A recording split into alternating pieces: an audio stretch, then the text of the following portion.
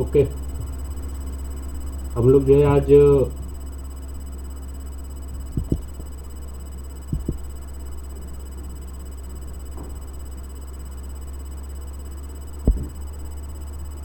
First paper का last unit जो देखने वाले हायर एजुकेशन सिस्टम। ये जो क्या बोल रहे हैं सुरेश?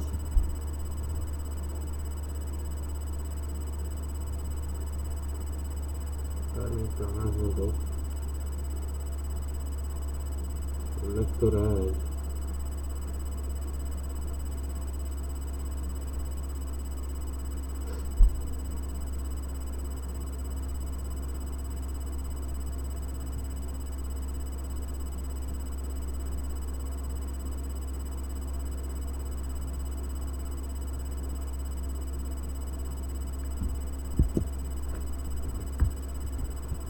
टेस्ट वाला भेजना तो है लेकिन उसमें कुछ प्रॉब्लम हो रही है इससे।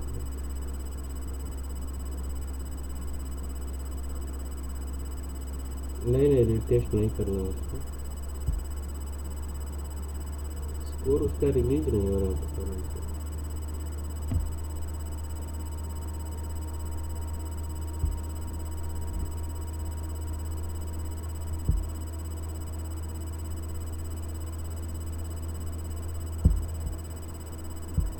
क्वेश्चंस बनाए थे आपने, क्या नाम है, इन्वायरमेंट के?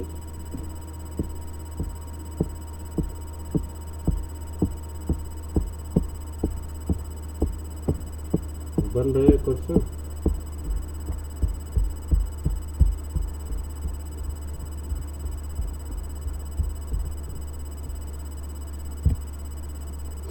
अच्छा अच्छा।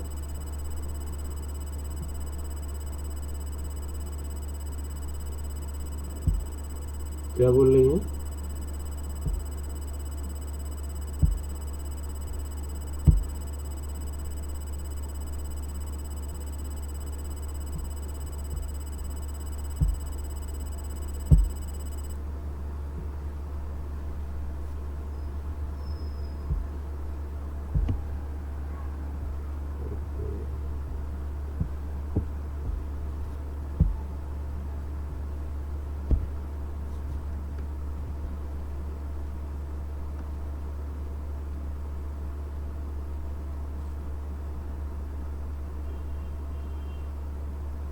ओके, आगे बाकी लोग भी।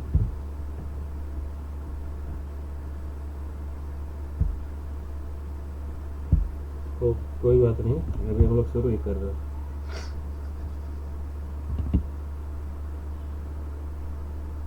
आवाज़ इको हो रहा है?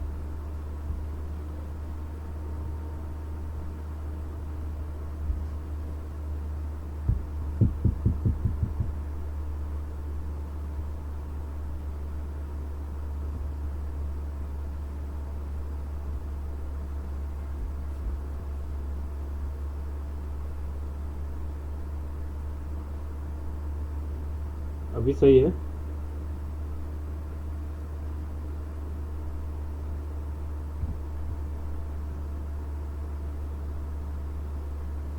ओके। इन्वायरमेंट की को इन्वायरमेंट वाली क्लास जिन्होंने नहीं ज्वाइन की थी, वीडियो जो देख लीजिएगा, अभी मैं अपलोड करके भेज दूँगा। इन्वायरमेंट वाला और ये हायर एजुकेशन वाला टोटल जो फैक्चुअल इसमें चीज़ें ज़्यादा हैं, तो कोशिश करिएगा कि एक। हाँ, सुबह में क्लास हुआ था। 2 घंटे की क्लास थी शायद, 10 से 12 के बीच में हुआ। पीआईक्यू किया गया था, 2-3 चीज़ें और बताया था हमने, जैसे कि पीओपी के बारे में बताया था, न्यूक्लियर रिएक्टर के बारे में बताया था, और नहीं नहीं, अभी अभी देंगे रिकॉर्डिंग। तो अभी हम लोग शुरू करते हैं हायर। ठीक है। Higher education system. Higher education system जो है, इस पूरे पेपर का जो लास्ट यूनिट है और सबसे ज़्यादा फैक्चुअल। एक मिनट।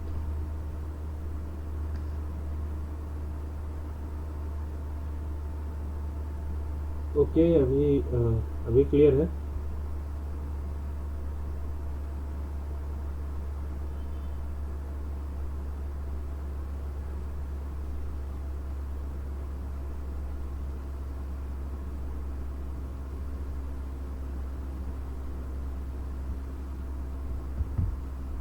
ओके, कॉल आ गया था एक। तो हायर एजुकेशन सिस्टम, इसमें हम लोगों को देखना है कि सबसे पहले एंशियंट और मॉडर्न पीरियड में कौन कौन से जो है हायर एजुकेशन सिस्टम के इंस्टीट्यूशंस जो थे उनको देखना होगा। उसके बाद evolution of higher learning and research in the post independence India, oriental and conventional and non conventional learning programme in India, professional technical and skill based education, value education, environmental education, policy governance and administration, जिसमें हम लोगों को जितनी भी educational policies जो है 1986 की policy, NEP 2020 और बहुत सारे जो पॉलिसी बनाए गए, बहुत सारी कमेटी जो गठित की गई, जैसे कि Mudaliar committee, doctor Sarvepalli Radhakrishnan committee, Kothari आयोग, इन सारे कमेटीज़ को हम लोग को देखना होगा बहुत अच्छे से। क्वेश्चन जो इससे बहुत ज़्यादा फैक्चुअल बेस्ड पूछा जाता है, बहुत ज़्यादा मतलब कि बहुत सारी यूनिवर्सिटीज़ का जो है क्रोनोलॉजिकल ऑर्डर में पूछा था कि कौन सी यूनिवर्सिटी को कब स्टेबलाइज किया गया था। तो सारी चीज़ों को हम लोग देखेंगे बहुत अच्छे से। अभी फ़िलहाल आज के क्लास का हम लोग का टारगेट है कि 1947 तक, एंशियंट से लेकर 1947 तक जो भी हायर एजुकेशन के फील्ड में जो इवोल्यूशन हुआ है उन सारी चीज़ों को हम लोग देखेंगे। तो सबसे पहले इस फिगर को देखिए और थोड़ा सा 2 मिनट सोचिए कि क्या इसमें बताया गया है।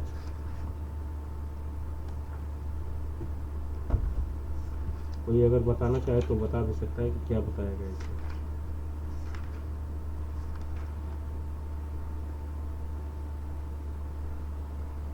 हम्म,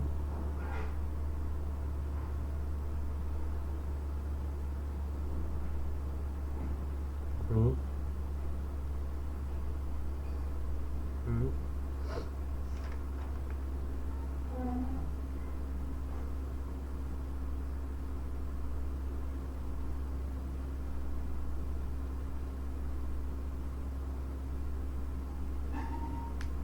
हम्म,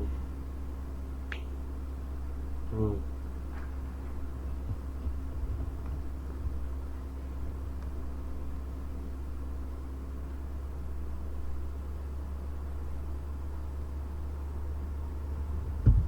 हम्म, हम्म, ठीक है, बहुत अच्छा। इसके बारे में मुझे लगता है कि बहुत ज़्यादा और बताने की ज़रूरत नहीं है। ये पूरा एक सिस्टम बताया गया कि कैसे जो है एजुकेशन का साइकिल जो है वो अभी फ़िलहाल चलता है। ठीक है, क्लियर है सबको ना? इससे क्वेश्चन ये पूछा जाएगा कि जनरल और प्रोफेशनल कोर्सेज में क्या क्या अंतर होते हैं, और ट्रेडिशनल और न्यू इमर्जिंग कोर्सेज में जो क्या क्या अंतर होते हैं, हायर एजुकेशन और वोकेशनल एजुकेशन में क्या क्या डिफरेंसेस जो पाए जाते हैं। तो इन सारी चीज़ों को हम लोग याद रखेंगे। आगे बात करते हैं कि एंशियंट इंडिया में जब हम लोग हायर एजुकेशन के फील्ड में जब बात करेंगे तो 2 कॉन्सेप्ट देखने को मिलता है। एक को बोलते हैं पर विद्या और दूसरे को मिलते हैं अपर विद्या। तो जो पर विद्या होता है उसको जनरली हम लोग हायर एजुकेशन बोलते हैं एंशियंट इंडिया के कॉन्टेक्स्ट में। तो पर विद्या, कई बार इसके डिफिनेशन से क्वेश्चन पूछा गया कि what do you mean by पर विद्या। तो याद रखेंगे कि पर विद्या या इसको परा विद्या भी बोलते हैं। परा का मतलब होता है सुपीरियर, ट्रांसडेंटल एंड बियॉन्ड, मतलब कि सर्वश्रेष्ठ नॉलेज। विद्या का मतलब होता है नॉलेज ऑफ लर्निंग, तो इसका पूरा मतलब होगा पर vidya refer to higher knowledge and transactional knowledge that pretend the understanding of ultimate reality of the spiritual truth beyond the material world. तो it contrast with upper vidya which is lower knowledge compromising the imperial worldly and intellectual knowledge। तो पर विद्या के बारे में जब पूछा जाएगा तो बस इतना हम लोगों को याद रखना है कि एक प्रकार का जो सर्वश्रेष्ठ नॉलेज, सुपेरियर नॉलेज होता है उसको हम लोग पर विद्या बोलते हैं। इसका मतलब ये होता है कि अल्टीमेट रियलिटी के बारे में बात की जाती है, जैसे कि मोक्ष के बारे में बात किया जाएगा, जो अल्टीमेट रियलिटी है, जो ज्ञान प्राप्त हुआ, सर्वश्रेष्ठ ज्ञान प्राप्त हुआ था महावीर स्वामी और गौतम बुद्ध को, तो उस टाइप के ज्ञान के बारे में बात की जाएगी पर विद्या में। और मटेरियल वर्ल्ड के नॉलेज से जो है हट के इस पे बात की जाएगी पर विद्या में। तो एंशिएंट इंडिया के समय में क्या था कि हायर एजुकेशन का मतलब है, हायर नॉलेज का मतलब है कि हम जब मटेरियल वर्ल्ड से हट के जब कोई चीज़ बात करते हैं, स्पिरिचुअल ट्रुथ के बारे में जब बात करने लगते हैं, अध्यात्म के बारे में बात करने लगते हैं, तो उसे जो है हायर एजुकेशन, हायर नॉलेज बोला जाता था। इसी तरीके से अपर विद्या का मतलब होता है लोअर एजुकेशन। अपर का मतलब इंफीरियर, लोअर एंड मुंडेन। तो अपर विद्या जो है lower knowledge or mundane knowledge that pretend the empirical worldly intellectual understanding of reality. It include all form of knowledge related to material world, science, art and practical skills. तो इस धरती पे survive करने के लिए जो भी मटेरियलिस्टिक नॉलेज हम लोगों को मिलती है, इस धरती से रिलेटेड जो भी नॉलेज हम लोगों को मिलती है, उसको हम लोग अपर विद्या में रखते हैं। ठीक है, क्लियर है दोनों?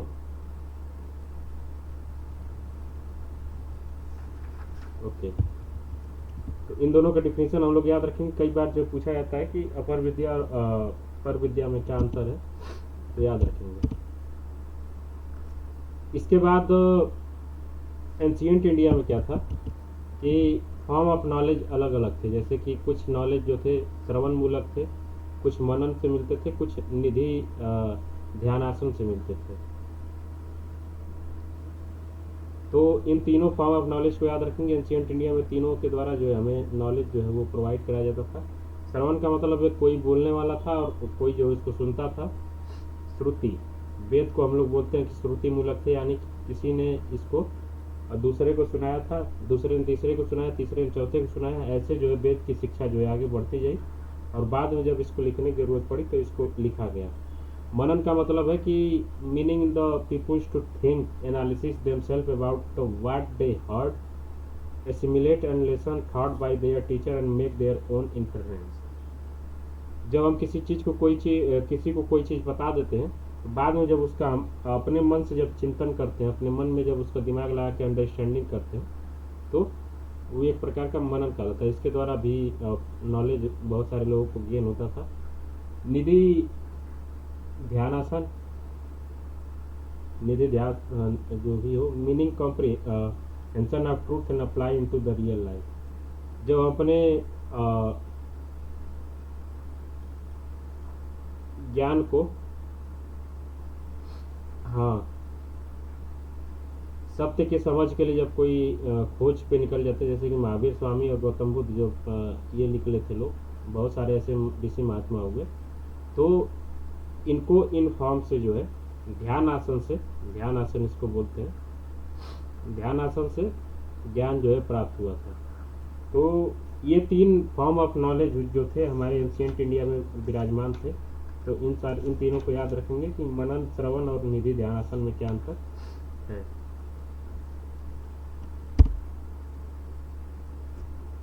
मेजर ऑब्जेक्टिव ऑफ एजुकेशन क्या था एंशिएंट इंडिया में, सबको पता होगा। Contribute to create character, multi dimensional progress, understanding of civil and social duties, to protecting and spreading culture, development of skill.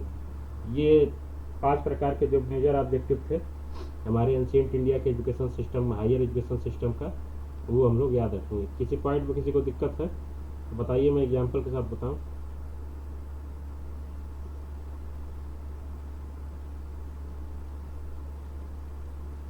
Multi dimensional progress का मतलब है कि अगर हम लोग देखें, रामायण जब देख रहा होगा हम लोगों ने, तो वहाँ जब राम जी गुरुकुल में थे, वशिष्ठ के थे, तो उनको जो है बस एक प्रकार के ज्ञान की बात जो है नहीं बताई गई थी। उनको बहुत प्रकार के ज्ञान जो दिया गया था। गुरु वशिष्ठ जो उनको कुछ और ज्ञान देते थे, उनकी गुरु माता जो कुछ और ज्ञान देती थी। उनको युद्ध कला भी सिखाया जाता था और प्रेम कला भी सिखाया जाता था, राज तंत्र को कैसे चलाना ये भी सिखाया जाता था। और मतलब कि कई प्रकार के डायमेंशनल मल्टी डायमेंशनल प्रोग्रेस के बारे में जो है बात की जा रही थी। ये नहीं कि आज के एजुकेशन सिस्टम की तरह कि हमारा काम है सिलेबस ख़त्म करना, तो हम बस सिलेबस ख़त्म करेंगे। उस समय जो है मल्टी डायमेंशनल प्रोग्रेस के बारे में बात की जा रही थी। ठीक है, हालांकि मल्टी डायमेंशनल प्रोग्रेस आज भी कराया जाता है, लेकिन इसकी अपेक्षा में जो है पहले जो है ज़्यादा होता था। क्लियर हुआ?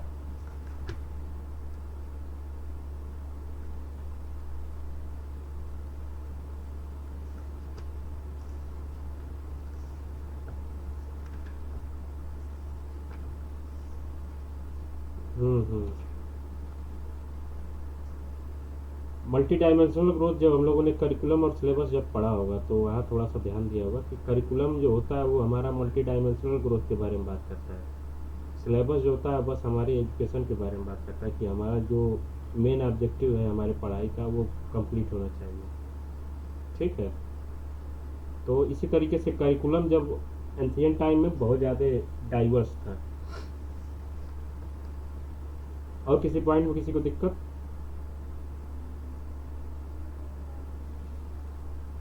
ठीक है, सिलेबस ऑफ एजुकेशन 6 सिलेबस थे। शिक्षा, कल्प, व्याकरण, निरुक्त, छंद और ज्योतिष। इन्हीं के माध्यम से जो है हमारे पूरे लाइफ के एजुकेशन को जो है वो दिया जाता था। शिक्षा, कल्प, व्याकरण, निरुक्त एंड छंद।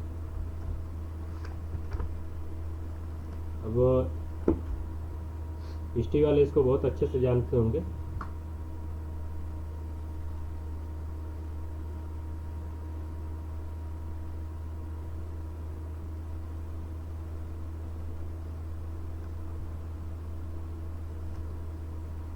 शिक्षा, कल्प, व्याकरण, निरुक्त, छंद और ज्योतिष।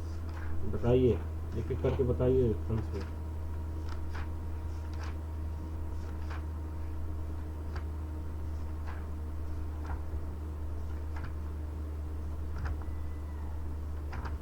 बताइए उसको। शिक्षा से रिलेटेड को। हाँ। हम्म।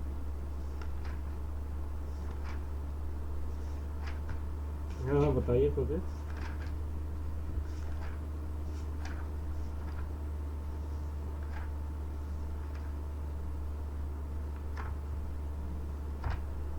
हम्म। हम्म।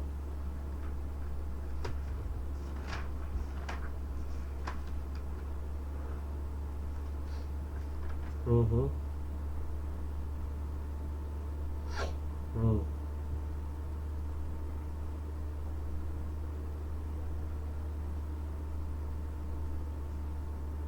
हम्म। हम्म। हम्म। हाँ हाँ, सही बता रहे हैं, आगे आगे।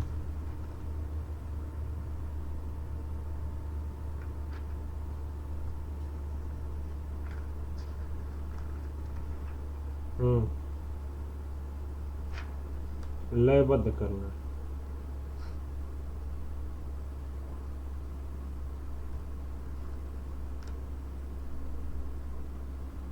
हम्म।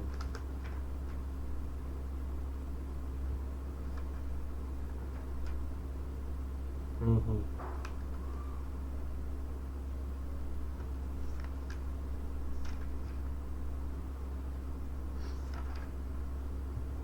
लगभग बहुत अच्छा बताया स्वदेश में।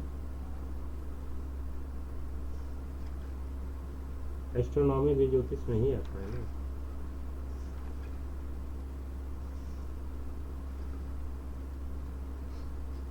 तो ये 6 प्रकार के एजुकेशन सिलेबस थे जिससे कि पूरे मनुष्य के जो है जीवन को जो है कवर किया जाता था। जो बताया शिक्षा में क्या किया जाता था कि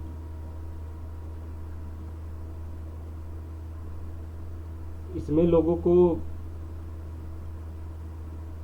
शब्द के रूप में, शब्द पता है सबको, शब्द हम लोगों ने पढ़ा है, क्या नाम है, लॉजिकल रीजनिंग में। शब्द के रूप में कुछ नॉलेज को जो है वो प्रोवाइड करा जाता था।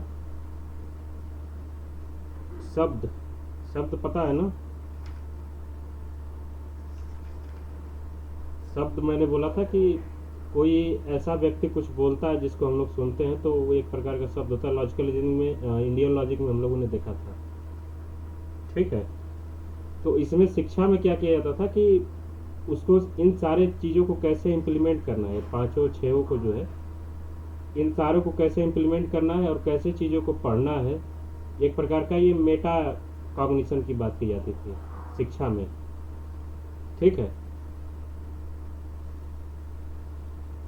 शिक्षा का मतलब होता है कि बच्चों को जो है ज्ञान दिया जाता था कि तुमको इन सारी चीज़ों को कैसे पढ़ना है, और तुम्हें जो भी चीज़ें पढ़ाई जाएंगी उससे रिलेटेड उनको तुम कैसे अपने जीवन में यूटिलाइज करोगे और कैसे जो है उन सारी चीज़ों को पढ़ोगे। तो बेसिकली शिक्षा का मतलब है कि मेटाकॉग्निशन। मेटाकॉग्निशन क्या था?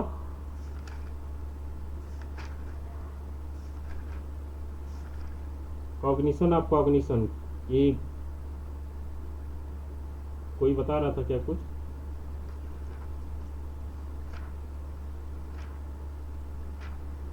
नॉलेज ऑफ नॉलेज, हाँ, उसको कैसे यूटिलाइज करेंगे और इन सारी चीज़ों को कैसे समझेंगे, बाकी जो पांचों है सिलेबस को। मतलब कि एक प्रकार का ये बेसिक बेसिक जो एजुकेशन था उसको हम लोग शिक्षा बोलते थे। ठीक है। सबसे बेसिक एजुकेशन। कल्प में बताया जाता था कि, एक मिनट, क्या होता है प्रभा?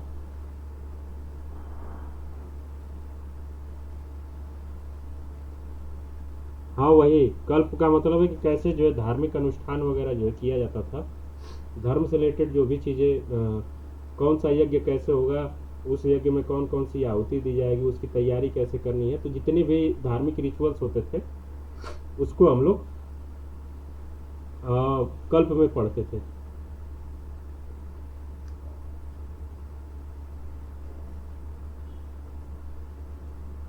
आहुति का मतलब कि अगर एंशियंट इंडिया का एजुकेशन सिस्टम देखें तो पूरी तरीके से धार्मिक, धर्म के रिलेटेड ओरिएंटेड थे। जो भी चीज़ें क्या,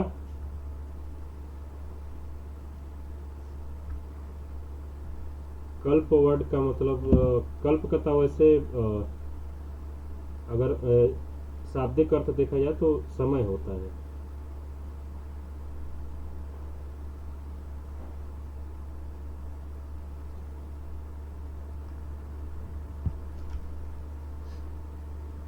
कल्प का मतलब एक युग होता है। अरे स्वदेश यही तो बोल रहे थे कि इसमें धार्मिक चीज़ों के बारे में देखा जाता है, कैसे पूजा पाठ जो है किया जाता है, रिचुअल्स, धार्मिक रिचुअल्स को कैसे जो है किया जाता है। जैसे कि बहुत सारे यज्ञ होते थे, अश्व। हाँ, बताइए।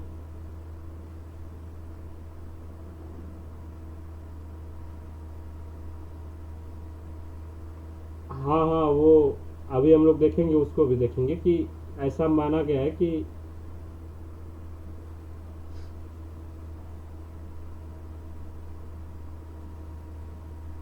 हाँ हाँ, बोलते हैं संस्कृत में कल्प को हाथ बोलते हैं।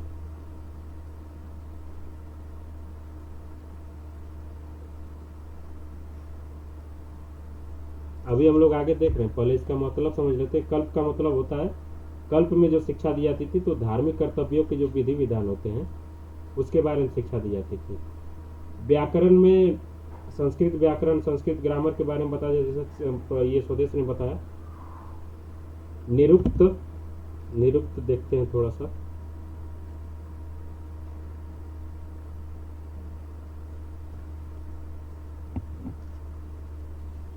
निरुक्त का मतलब होता है उच्चारण या किसी को कोई चीज समझाना। तो जो हमारे मंत्र, वैदिक मंत्र वगैरह जो थे उनके उच्चारण के बारे में इसमें बताया जाता था कि जैसे कि हमारा पूरा वेद जो है वो मंत्रों के फॉर्म में लिखा गया है, तो इसको हम लोग कैसे जो है उच्चारित कर सकते हैं, कैसे जो है बोलते हैं और कैसे इसे दूसरों के सामने जो एक्सप्लेन करते हैं, इसके बारे में इसमें बताया गया निरुक्त में। ठीक है।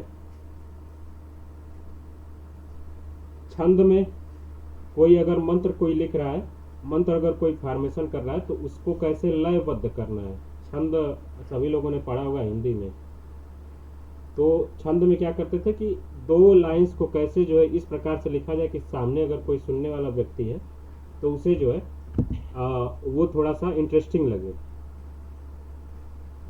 और ज्योतिष में सबको पता है कि ज्योतिष में हम लोग एस्ट्रोनॉमी की चीज़ों को देखते थे, ज्योतिष में ज्योतिष विद्या के बारे में बात की जाती थी। ठीक है।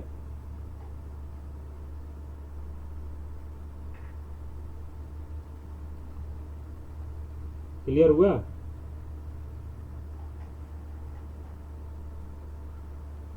अब ये लोग जो बोल रहे हैं कि और इन छहों को हम लोग मिला के वेदांग भी बोलते हैं, वेदों का अंग, कि इन छहों के सहायता से हम किसी वेद को पढ़ सकते हैं। ठीक है। अब जैसा कि शिक्षा को बताया इन्होंने कि किससे कंपेयर किया जाता है मनुष्य के शरीर में,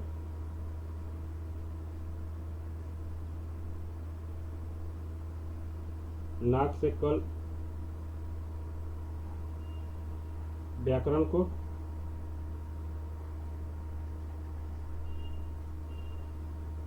निरुक्त को, निरुक्त को,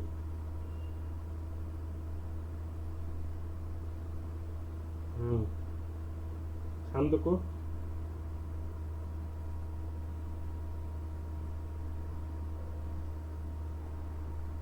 ये हम लोग याद रखेंगे कि इसको जो है कंपैरिजन किया जाता है कि अगर एक मनुष्य जो है, मनुष्य के शरीर को अगर वेदांगों के रूप में दिखाना हो तो वो कौन कौन से पार्ट जो है वो हो सकते हैं।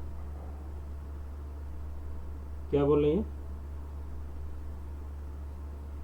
ज्योतिष का नेत्र है, छंद का पैर है, निरुक्त का जो है कान है, व्याकरण का जो है मुख है, कल्प का जो है हाथ है, और शिक्षा का जो है नाक है।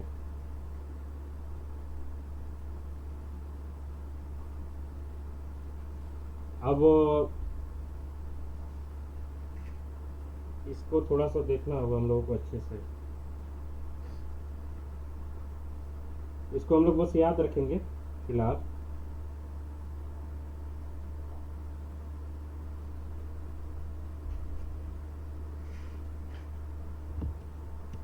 आगे देखेंगे कि एंशिएंट में जो है, इसको हम लोग बस इतना याद रखेंगे, बाद में अगर टाइम मिलता है तो इसको अब बहुत ज़्यादा एक्सपीरियंस से कर दूंगा, क्योंकि एक एक वेदांग पे जो है पूरी एक एक किताब जो है लिखी गई है।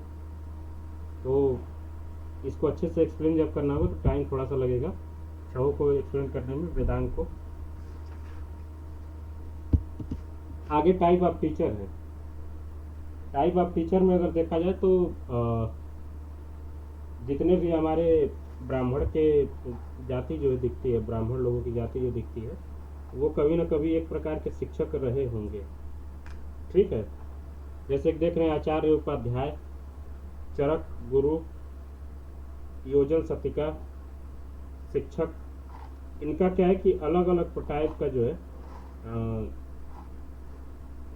सिस्टम जो हम लोगों को देखने को मिलता है। जैसे कि आचार्य किसको कहते हैं? A teacher to teach Vedanta without charging free from the students. इसका जो है हम लोगों को डिफिनेशन याद रखना होगा कि आचार्य किसको कहते हैं कि एक ऐसा कोई टीचर है जो लोगों को वेदांग जो है पढ़ा रहा है, लेकिन उसके लिए जो है वो कोई चार्ज नहीं लेता है, तो उसको हम लोग आचार्य बोलते हैं। उपाध्याय का क्या मतलब होता है कि to earn his livelihood and taught only a portion of Vedas and Vedanga. अगर कोई ऐसा बंदा है जो अपनी जीविका को चलाने के लिए एज ए लिवलीहुड अगर कोई चीज़ किसी को पढ़ाता है, तो और वो क्या पढ़ाएगा? वेद को पूरे वेद को नहीं पढ़ाएगा, वेद के किसी एक छोटे से पोर्शन को पढ़ाएगा और उससे जो है अपनी जीविका को वो चलाएगा, तो इसको हम लोग उपाध्याय बोलते थे। ठीक है। और गुरु,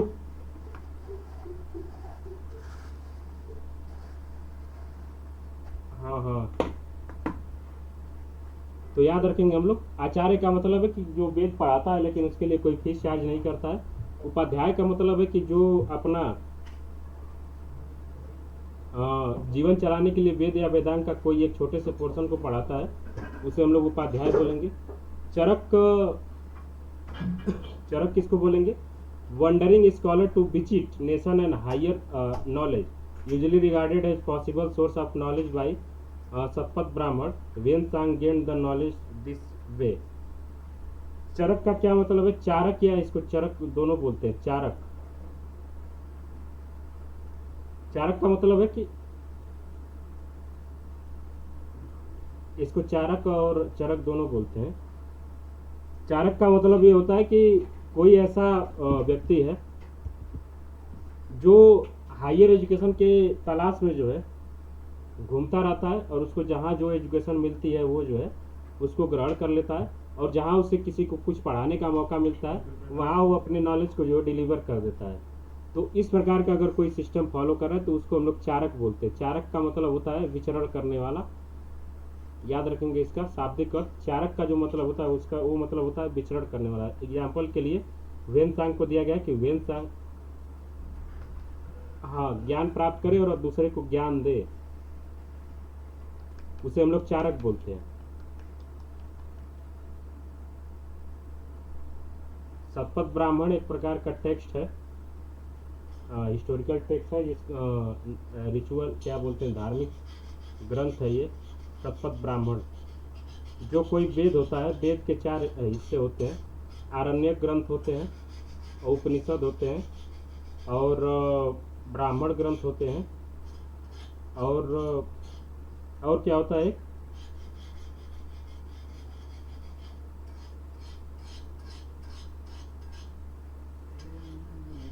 ठीक है, हाँ उपवेद होते हैं, स्मृति नहीं होती है, उपवेद। तो हमारा जो वेद होता है प्राचीन, उसको समझने के लिए 4 प्रकार के टेक्स्ट और बनाए गए थे। आरण्यक ग्रंथ, उपनिषद, ब्राह्मण ग्रंथ और उपवेद।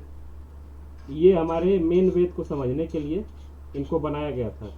तो उसी में एक आरण्यक ग्रंथ होते हैं। आरण्यक में ब्राह्मण ग्रंथ जो होते हैं उसमें सतपथ ब्राह्मण एक टाइप है। सतपथ ब्राह्मण कौन से वेद का है?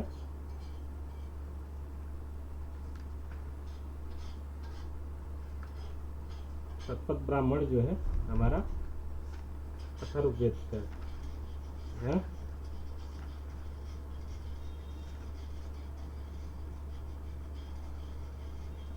एक मिनट में फिर से बताता हूँ। 4 वेद हैं हमारे।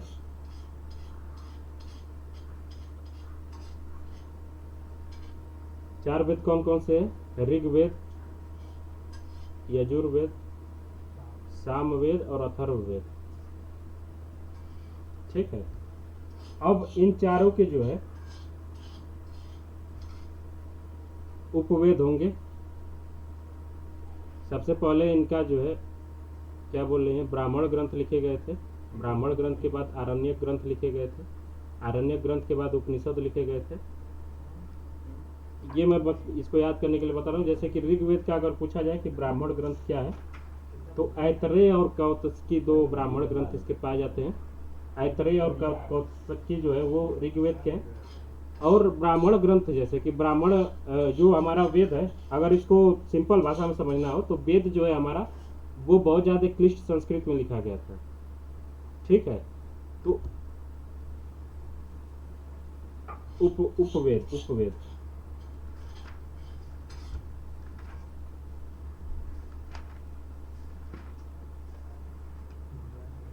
हाँ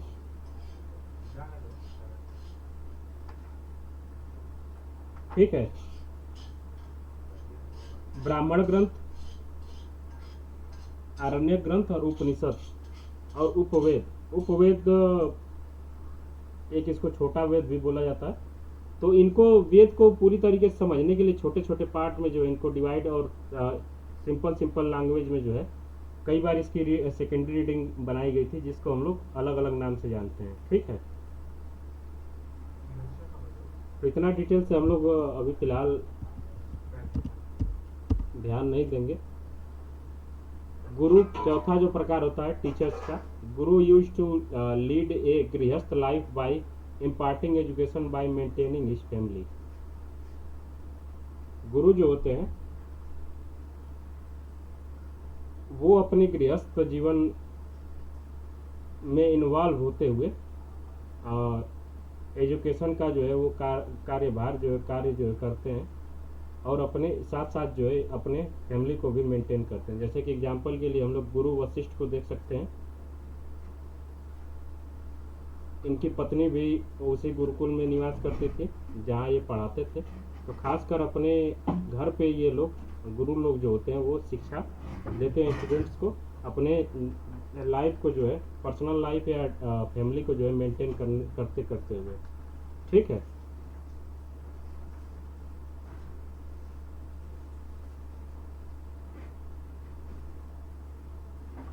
अब ऐसा तो यहाँ लिखा नहीं गया है।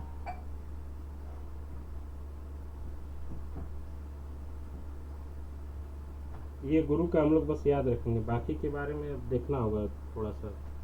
शादी होती थी या नहीं होती थी? शादी तो होती ही होगी। उपाध्याय अगर अपना लिवलीहुड चला रहा है, जीवन चला रहा है, तो शादी तो करता ही होगा ना। गुरु का एक खास है कि गुरु अपने गृहस्थ लाइफ में, मतलब कि स्टूडेंट्स को जो है घर बुला के शिक्षा देता है।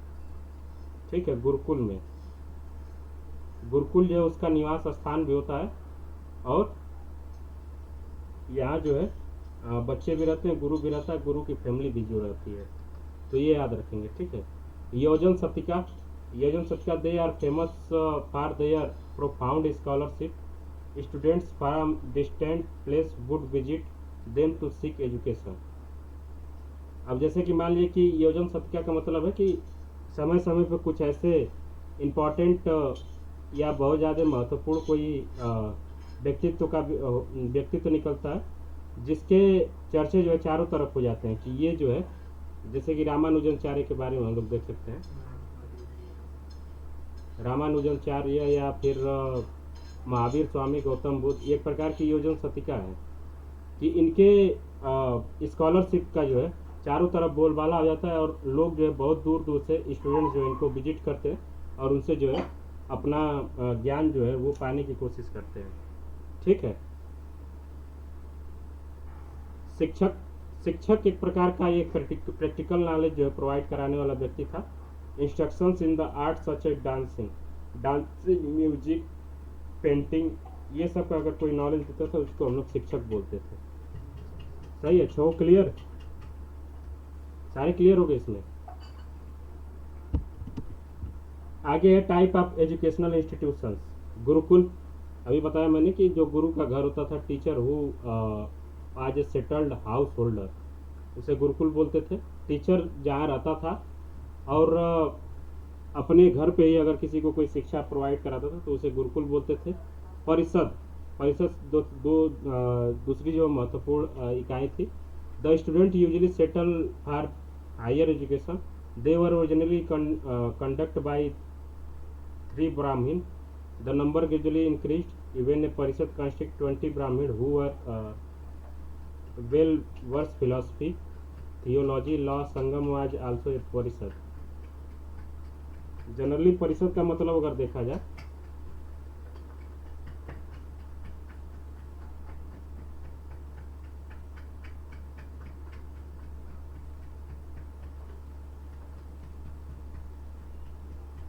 तो ये जो है 3 से अधिक ब्राह्मण के द्वारा जो है मिल के चलाया जाता था। एक प्रकार का स्कूलिंग सिस्टम था ये। उसमें जो है 3 से अधिक ब्राह्मण और लगभग 20 ब्राह्मण भी शामिल हो सकते थे, उससे अधिक ब्राह्मण भी शामिल हो सकते थे। तो परिषद जो था, student usually settle for higher education, higher education के लिए इसमें स्टूडेंट रहते थे। और ये जो है 3 ब्राह्मण के द्वारा जो है शुरू किया जाता था, और इसमें जो है नंबर जो है ग्रेजुअली इंक्रीज भी हो सकता है। इवन ए परिषद consist 20 Brahmin who are well versed in philosophy, theology, law. Sangam का जो परिषद हुआ था, संगम काल के परिषद के बारे में बात किया जा रहा है इसमें, कि वो जो है 1st सेंचुरी में तमिलनाडु में हुआ था। Here some work were submitted for criticism also. This gathering were patronized by king. ठीक है। परिषद समझ में आया?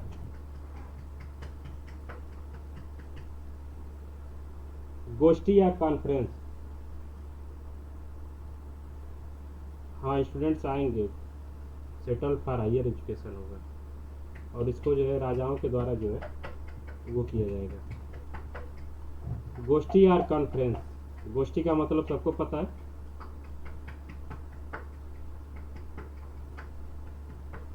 हाँ, गोष्ठी का मतलब होता है कि समय अनुसार जब लोगों का जमावड़ा होता है कहीं, तो उसे हम लोग गोष्ठी बोलते हैं। गोष्ठी और conference was a national gathering summoned by a great king which representative of various school were invited to meet and exchange their view.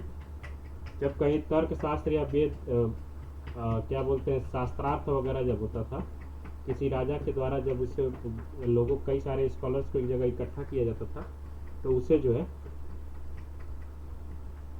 गोष्ठी बोलते थे। आश्रम and hermitage, ashram was another center where students from distant and different part of country flocked together from learning around famous sects and saints. For example, the ashram or Bhardwaj at Prayag. आश्रम, गुरुकुल और आश्रम में फर्क क्या है, कोई बता सकता है?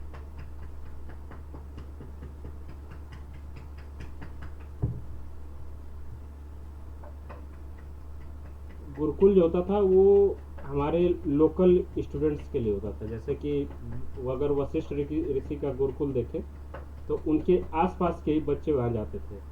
लेकिन आश्रम जो था, यहाँ जो है बहुत दूर दूर से लोग आते थे। अगर किसी ऋषि मुनि का आश्रम जो है किसी एक पर्टिकुलर नॉलेज के लिए बहुत ज़्यादा फेमस है, तो वहाँ जो है बहुत दूर से लोग आ सकते थे। ठीक है। और जो आपने बताया कि गुरुकुल एक पर्टिकुलर टीचर का घर होता है, आश्रम जो है किसी पर्टिकुलर टीचर का घर नहीं हो सकता है, वो भी जो है बहुत अच्छा डिफरेंस है दोनों में। ठीक है, ये क्लियर सबको? आगे है ब्राह्मण पूरी।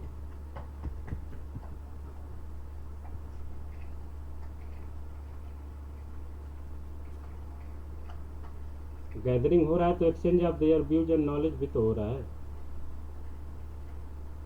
गोष्ठी जो है एक दिन या 2 दिन की नहीं होती थी। अगर गोष्ठी कहीं बुलाई जा रही है तो एक एक महीने, 6-6 महीने या एक एक साल की गोष्ठी हो जाती थी कभी कभी। तो वहाँ जो बहुत सारे नॉलेज जो है लोगों को प्रोवाइड होते थे। तो एक प्रकार की ये इंस्टीट्यूशनल एजुकेशनल इंस्टीट्यूशन के रूप में जो है देखा जाता था। ठीक है।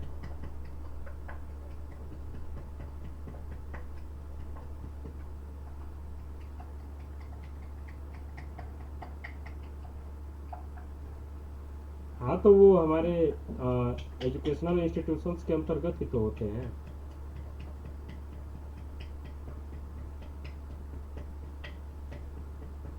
होगा वो, उसका हिंदी में बोला जाए तो गोष्ठी ही बोलते हैं। अगर समागम बोलते हैं हिंदी में, गोष्ठी बोलते हैं। और ये टाइप ऑफ हम लोगों ने जब टीचिंग पढ़ा होगा तो उसमें देखा होगा टाइप ऑफ टीचिंग में देखा होगा हम लोगों ने, टाइप ऑफ गेनिंग नॉलेज या टाइप ऑफ इंस्ट्रक्शनल फैसिलिटीज में देखा होगा। इसके बाद ब्राह्मण पूरी, कोई ऐसा जगह जहाँ बहुत सारे ब्राह्मण जो एक साथ निवास करते हैं, तो उसे हम लोग ब्राह्मण पूरी बोलते थे। A settlement of learned Brahman in town in cities is any selected area and educational purpose. Brahmanpuri ऐसा बहुत सारे कॉलोनी है। जैसे कि बनारस के जो घाट हैं वो एक प्रकार के ब्राह्मणपुरी पहले होते थे।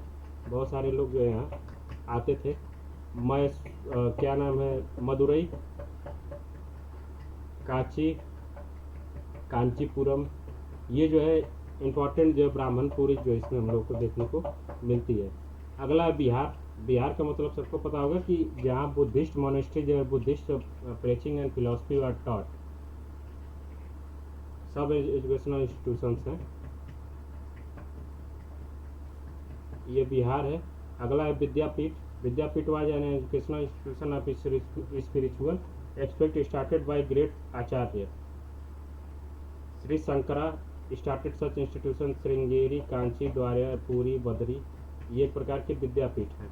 विद्यापीठ का मतलब है कि विद्यापीठ का मतलब कोई बता सकता है क्या होता है?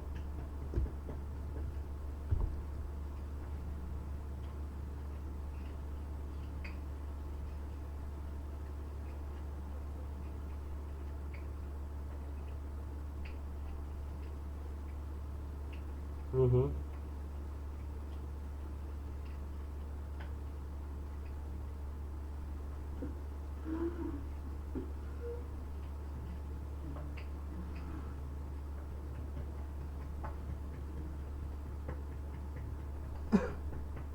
विद्यापीठ का अगर जनरली मतलब देखा जाए तो एक प्रकार का ब्रांचिंग है। ठीक है, कि मान लीजिए कि शंकराचार्य का कौन सा फिलॉसफी था, अद्वैतवाद या जो भी रहा हो, हिस्ट्री वाले ध्यान देंगे तो अद्वैतवाद, ये पर्टिकुलर इस फिलॉसफी के ये टीचर थे, आदि गुरु शंकराचार्य। अब इन्होंने क्या किया, पूरे ऑल इंडिया को कवर करने के लिए अपने 5 स्कूल को खोल दिया।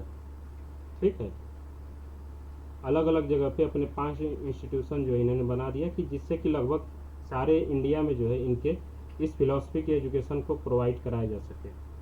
तो ये एक प्रकार का विद्यापीठ है। विद्यापीठ का मतलब है सब सेंटर, सेंटर या सब सेंटर, कि बात वही पढ़ाई जाएगी जो यहाँ पढ़ाई जाएगी, वो भी यहाँ बताई जाएगी, वहीं यहाँ बताई जाएगी, वहीं यहाँ बताएगी, सारे का सिलेबस सेम होगा, सारे का जो है टीचिंग स्टाइल जो है सेम होगा, बताया डिलीवर करने वाला कंटेंट जो वो सेम होगा, लेकिन बस जगह अलग अलग होगा। तो ये एक प्रकार का विद्यापीठ होता है। ठीक है, आ, इसका उदय जो है जाहिर सी बात है आदि गुरु शंकराचार्य के समय होगा। क्या 5 विद्यापीठ इन्होंने स्थापित की थी, श्रृंगेरी, कांची, द्वारिका, पुरी और बद्री।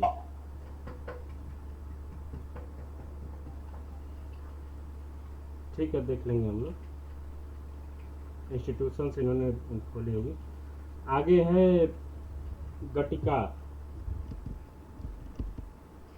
घटिकास, गटिका इसको बोलते हैं, घटिका। Here both teacher and pupils met and discussed. The cultural scholars would meet and discuss class also. गटिका एक प्रकार का जगह है जहाँ पे ओकेशनली लोग आते थे, एक शिक्षक और एक जो है टीचर के रूप में, स्टूडेंट्स के रूप में, ये लोग दोनों मिलते थे, आपस में जो बात डिस्कस करनी है वो डिस्कस करते थे, फिर बाद में आए तो जो है चले जाते थे। ठीक है, अग्रहाराज वर settled off Brahmin in village where they use to test. Agrahara जो है ब्राह्मणपुरी के जैसा है, ब्राह्मणपुरी जो है टाउन एंड सिटी में होता था, अग्रहारा जो है गांव में होता था। गांव का एक ऐसा कोना हमारे गांव में ज़रूर होगा जहाँ पे पर्टिकुलर जो है ब्राह्मण लोग निवास करते थे। तो एंशियंट टाइम में क्या करते थे कि वहाँ टीचिंग लर्निंग का प्रोसेस जो है चलाते थे, जिससे कि उनकी आजीविका जो चलती थी। मठ, मठ सबको पता है, they were mainly residing and receiving religious and secular institution. These mathas belong to both Shaiva and Vaishnava sect are normally attached to some temple associations. मठ जो है हमारा, जब शैव और वैष्णव कॉन्टेक्स्ट आया धर्म का, तो इनके जो रेजिडेंसिंग एरिया जो थे, जहाँ पे लोग निवास करते थे और अपने रिलीजियस और सेकुलर बातों को लोगों को बताते थे, तो वो एक प्रकार का मठ है। मठ एक प्रकार के अगर देखा जाए तो बिहार से हम लोग कंपेयर कर सकते हैं कि जस्ट लाइक बिहार होता है। ठीक है, क्लियर सब।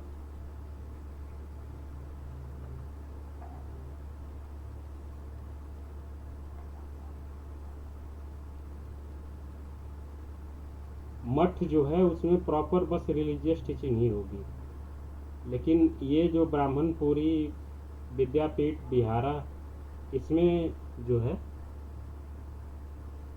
विद्यापीठ में देखें तो स्पिरिचुअल, इसमें पर्टिकुलर उनका जो फिलॉसफी होगा उसी के अकॉर्डिंग जो पढ़ाई होगी।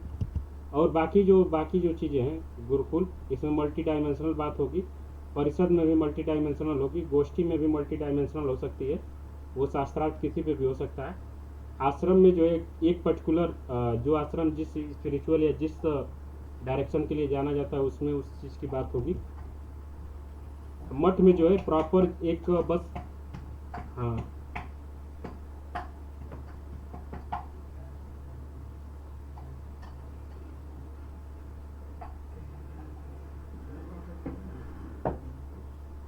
हम्म, हम्म,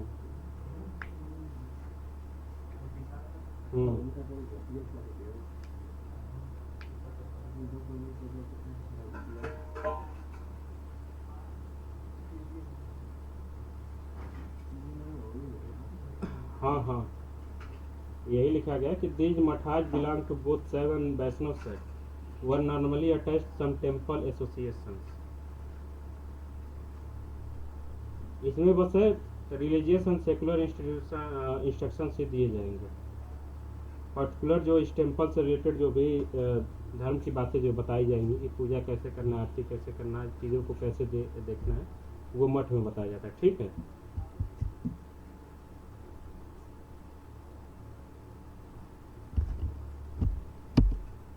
ओके, टीचिंग सिस्टम कौन कौन से थे देख लेंगे हम लोग।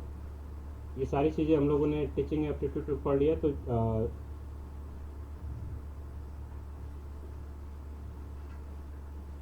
Imitation, repetition, memorization, method of explanation and ठीक, question answer, debate and debate method, statement demonstration, practice method, listening, meditation, nidhi dhyan method, logic method, story method. ये सारे मेथड्स के ऊपर हम लोगों ने लगभग बात कर ली। किसी को किसी पॉइंट में दिक्कत हो तो पूछ सकता है।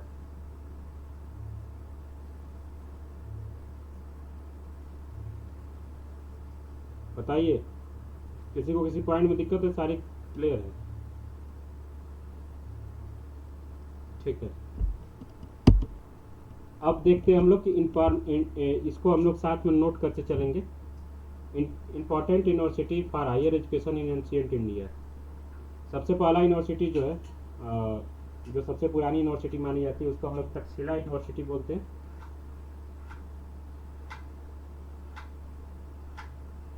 ये जो है प्रेजेंट डे में, इसका प्रेजेंट डे लोकेशन याद रखेंगे, पाकिस्तान में है, रावलपिंडी के निकट। ठीक है। इसकी स्थापना जो है 5वीं BC में जो है की गई थी। 6वीं सेंचुरी BC से लेके 5वीं सेंचुरी CE तक, यानी कि 600 ईस्वी पूर्व से लेके 500 ईस्वी तक जो है ये अच्छा खासा जो है इसमें वर्क हम लोग को देखने को मिलता है। की फीचर इसका क्या, consider one of the earliest university of the world, offered a wide range of subject including, ये याद रखेंगे कि इसमें कौन कौन से सब्जेक्ट की जो है पढ़ाई होती थी। सबसे पहले क्या याद रखेंगे कि इसका लोकेशन प्रेजेंट में क्या है और इसका टाइम पीरियड क्या है। और एक वर्क जो है आप लोगों के लिए कि इससे रिलेटेड कोई अगर किंग हमको देखने को मिलता है तो वो कल हम लोग सर्च करके लाएंगे। तक्षशिला से रिलेटेड कौन कौन से किंग जो है हमें देखने को मिलते हैं। तो ये होमवर्क रहेगा। ये सारे यूनिवर्सिटी जो मैं बताऊंगा उनसे रिलेटेड राजाओं को जो है आपको सर्च करना है और उसे जो है हमें बताना है। स्कॉलर्स तो इसमें मैं बताऊंगा किंग, कि इसको जो है कौन से किंग के द्वारा जो है संरक्षण प्रदान किया गया है, कौन से किंग के द्वारा जो है इसको बनाया गया है। ठीक है। ये होमवर्क है, कल जो है इस पर हम लोग बात करेंगे। Location Pakistan, Rawalpindi. Time period जो है 600 ईस्वी पूर्व से लेकर 500 ईस्वी तक।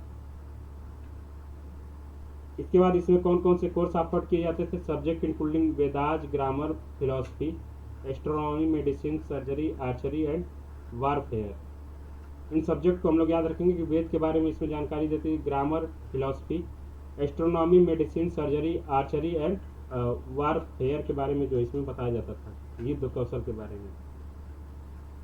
Attracted student from all over the India and neighbouring country. इसमें जो है सारे भारत से और अलग बगल से जो है आते थे। नोटेबल स्कॉलर्स के बारे में अगर देखा जाए तो ये याद रखेंगे कि इससे रिलेटेड कौन कौन से स्कॉलर्स जो है वो हैं। ये बहुत काम की चीज़ है। ठीक है। तो खासकर दो चीज़ें हमारी काम की चीज़ है, तीन चार चीज़ों पे अगर ध्यान दिया जाए तो ये काम की चीज़ें हैं।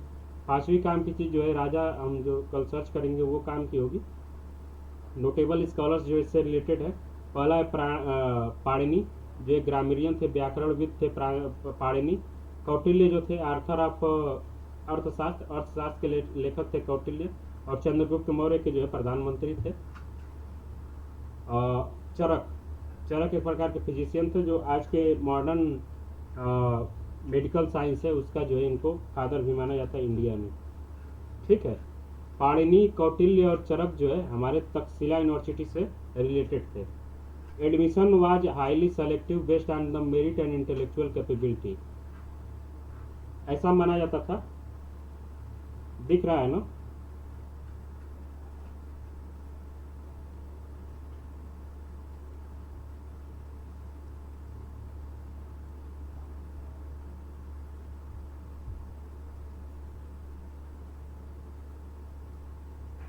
ओके, अभी क्लियर है क्या?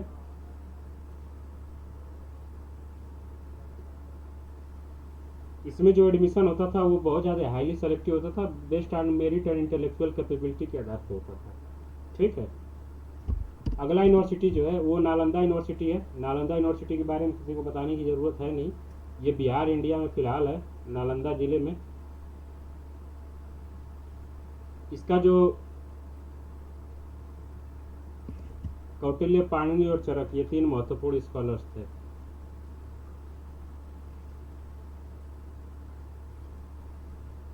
शायद देखना होगा, एक मिनट। हाँ हाँ, विष्णु शर्मा पता है।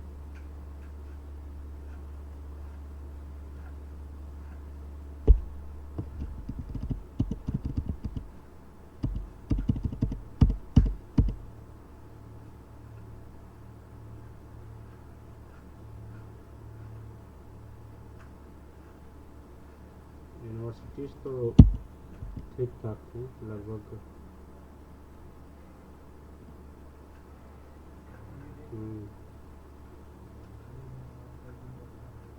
छोटे छोटे एजुकेशनल इंस्टीट्यूशन जो चलाए जा रहे थे बहुत सारे। ठीक है, पढ़ के हम लोग नोट कर लेंगे, मैं बता दे रहा हूँ, देख लेंगे हम लोग।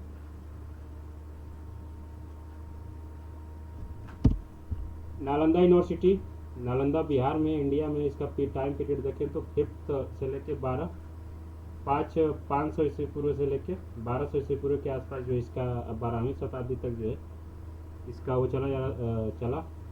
One of the oldest and most renowned university in the world, famous for its large campus, library and residential facilities, students and faculty, curriculum including Buddhism, Vedas, logic, grammar, medicine, mathematics, astronomy and other subject. Attracted students कौन कौन थे? Korea, Japan, China, Tibet, Indonesia, Persia and Turkey से जो इसमें student attract हो रहे थे। Notable scholars के बारे में बात किया जाए तो आर्यभट्ट यहीं के थे, मैथमेटिशियन और एस्ट्रोनॉमर थे। वेन सांग और Itsing Yijing, Chinese traveller and scholars जो थे यहाँ से रिलेटेड थे। और इसके 2-3 स्कॉलर्स और होंगे जिसको हम लोग ध्यान से थोड़ा सा देख लेंगे। इसमें जो एक 9 स्टोरी लाइब्रेरी थी उसको हम लोग धर्मगंज करके बुलाते थे।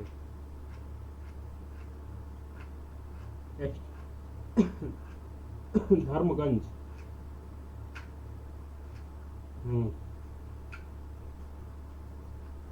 इसकी एक इंटरेस्टिंग,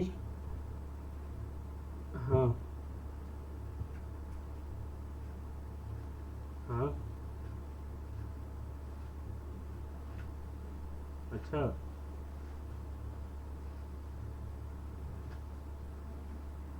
जेएनयू यूनिवर्सिटी में सेंट्रल और साइबर दोनों एक ही में है ना?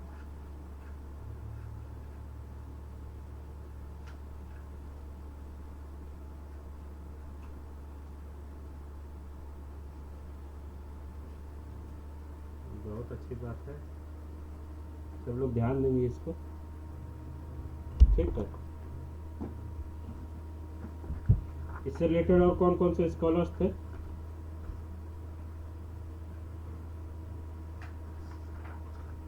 धर्मपाल तो राजा था जो इसने शायद इसको जो बनवाया था।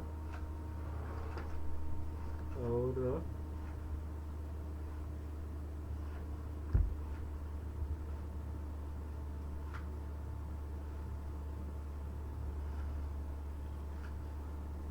हाँ हाँ, कुमार गुप्त। धर्मपाल का इसमें क्या है कि एक इंटरेस्टिंग स्टोरी है कि नालंदा जब धर्मपाल के समय, जब धर्मपाल जब राजा था तो उसने कुछ गांव के आय को जो है दान दिया था नालंदा यूनिवर्सिटी को चलाने के लिए।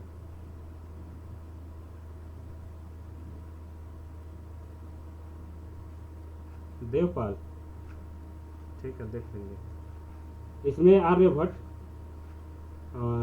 धर्मपाल, शीलभद्र, शीलभद्र से क्वेश्चन पूछा गया है। शीलभद्र और आर्यभट्ट, धर्मपाल, शीलभद्र, वेनसांग और नागार्जुन,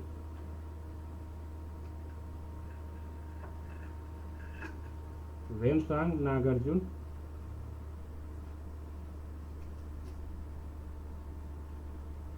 ये जो यहाँ के प्रोमिनेंट जो है स्कॉलर्स माने जाते थे।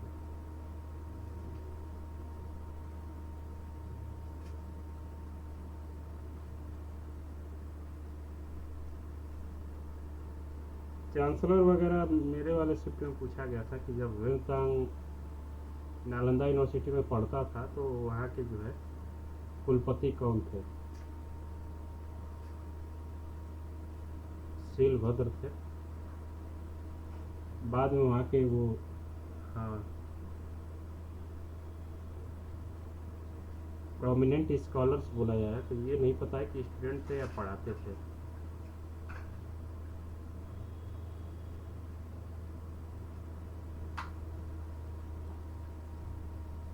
नहीं नहीं, सबके बारे में मालूम ही नहीं है।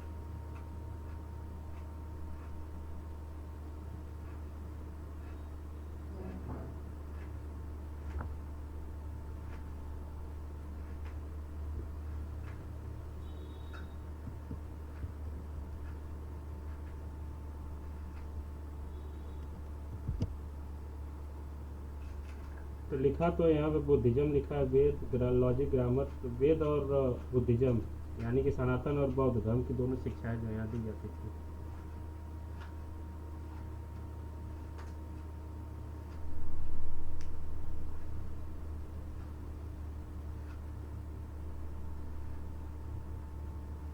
हम्म।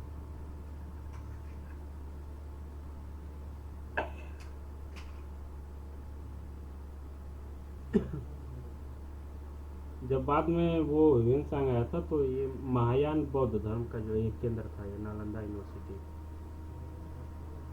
और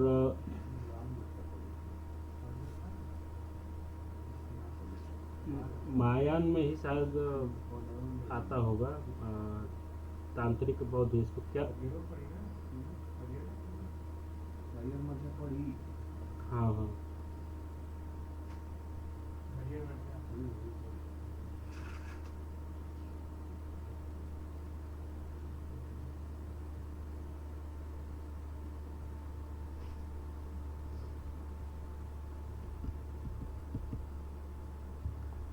हो सकता है। एंशिएंट हिस्ट्री तो हमारा भी है, लेकिन हिस्ट्री देखे हुए काफ़ी दिन हो गया।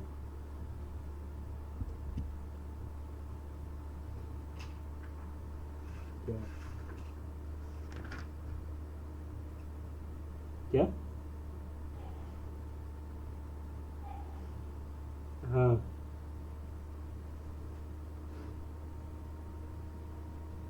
मास्टर में हमारा मॉडर्न है, मॉडर्न सेक्शन है, तो एंशिएंट लगभग गायब है काफ़ी दिनों से।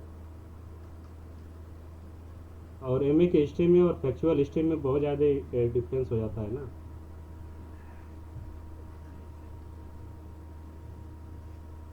हाँ, एक का एंशिएंट होता है, एंशिएंट के बाद जो है मिडाइवल होता है, मिडाइवल के बाद जो है मॉडर्न होता है।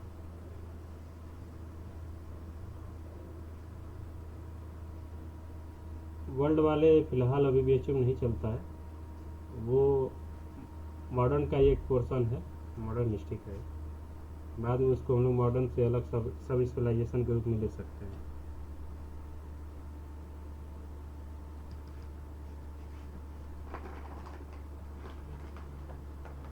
हाँ, बख्तियार खिलजी के द्वारा जो है डिस्ट्रॉय किया गया था। उस समय वहाँ का राजा शायद लक्ष्मण सेन करके था, जो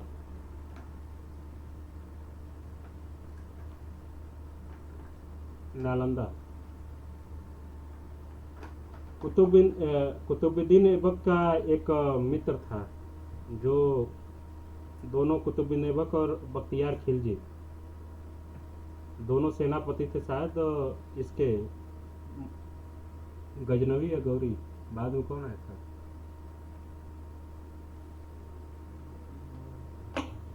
हाँ, गौरी के सेनापति थे।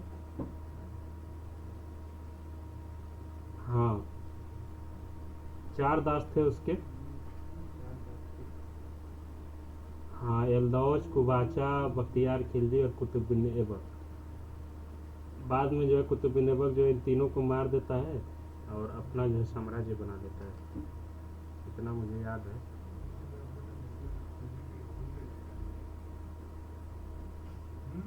हाँ, कहीं ना कहीं वो इनको एलिमिनेट कर देता है। कुबाचा जो है वो कूद के मर जाता है किसी नदी में। हाँ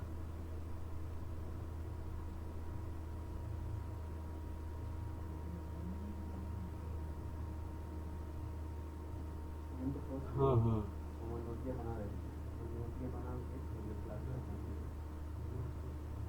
वही मतलब मुझे पता है कि तीनों एलिमिनेट हो जाते हैं, बाद में कुतुबुद्दीन जो है वो शासक बन जाता है। तो इतना याद रखना है कि नालंदा यूनिवर्सिटी को डिस्ट्रॉय करने वाला जो है मोहम्मद गौरी का जो है एक सेनापति था जिसका नाम था बख्तियार खिलजी। और ये जो है जब आक्रमण करता है नालंदा यूनिवर्सिटी पे, तो वहाँ का जो राजा था लक्ष्मण सेन उसका नाम था, सेन वंश का वो शासक था।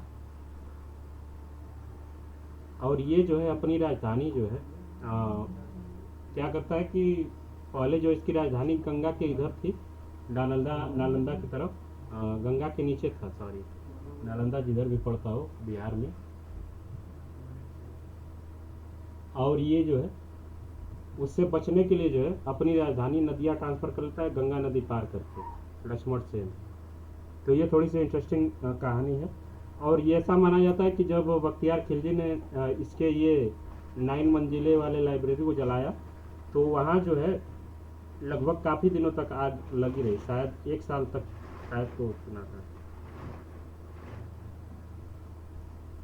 ठीक है। तो ये कुछ इंटरेस्टिंग फैक्ट थे नालंदा यूनिवर्सिटी के बारे में। आगे देखेंगे विक्रमशिला यूनिवर्सिटी। विक्रमशिला यूनिवर्सिटी जो है इसको बनवाया था धर्मपाल ने, अभी मुझे याद आ रहा है धीरे धीरे।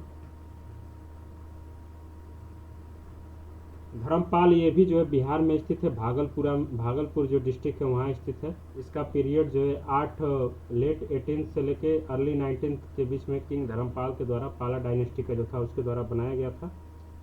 और ये जो है stabilise as a centre of Buddhist learning complement of Nalanda. Nalanda के तर्ज पे जो है इसने विक्रमशिला यूनिवर्सिटी को बनाया था। Known for its specialise training and Vajrayana Buddhism. Nalanda जो है महायान बुद्धिज्म का था, और ये जो है वज्रयान बुद्धिज्म के लिए जो है जाना जाता था।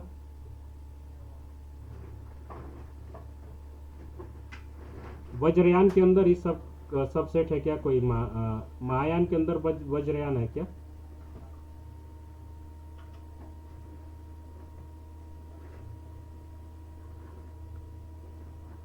हम्म।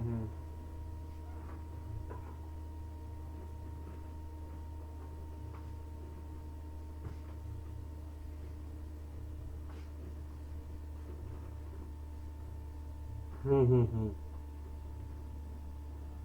क्या पूछ रही थी प्राची आप?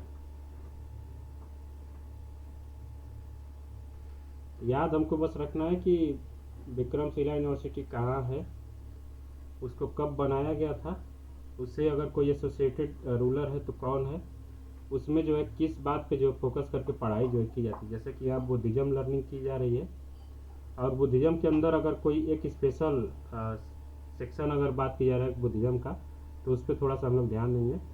उसके बाद इसमें कौन कौन से सब्जेक्ट की पढ़ाई होती है ये थोड़ा सा हम लोग ध्यान देंगे। स्ट्रक्चर इसका देख लेंगे। Structure with 6 college each with the own faculty and specialization, attracted students from various part of India and abroad। notable scholars जो है अतीश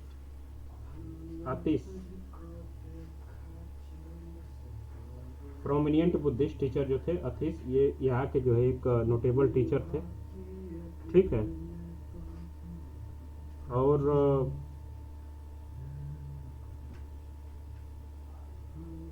ये भी जो है 1203 में बख्तियार खिलजी के द्वारा जो है डिस्ट्रॉय कर दिया गया था ये, इसको भी, विक्रमशिला यूनिवर्सिटी को भी। ठीक है। तो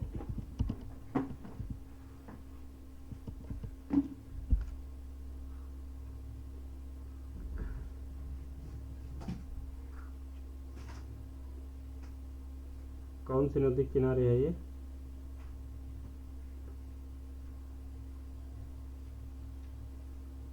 भागलपुर अगर ध्यान देंगे तो भागलपुर जो है गंगा नदी के किनारे ही है। तो इतना याद रखेंगे हम लोग, गंगा नदी है। और गांव इन्होंने बताया अंतिचक। ठीक है, तो आज के लिए हम लोग इतना ही रहने देते हैं। आगे की जो यूनिवर्सिटीज है थोड़ा सा एक बार पढ़िएगा आप लोग KVS मैदान से, फिर कल जो है हम लोग डिस्कस करेंगे। ठीक है, आज का कितना तारीख है? 12 तारीख है। 16 तक जो है इसको हम लोग ख़त्म कर देंगे बहुत अच्छे से। दिन भर पढ़ाई करिए, शाम में जो इसको आके हम लोग रिवीजन कर लेंगे। बाकी